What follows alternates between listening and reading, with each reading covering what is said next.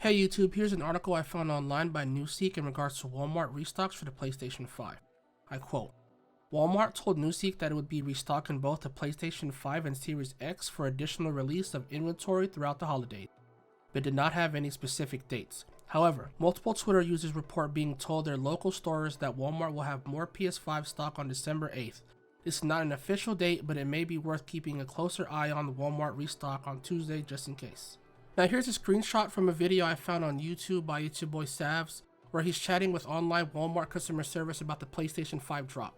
Although Walmart's customer service is being vague on when or what time, they did tell him that he will be receiving an email alert next week for the PlayStation 5.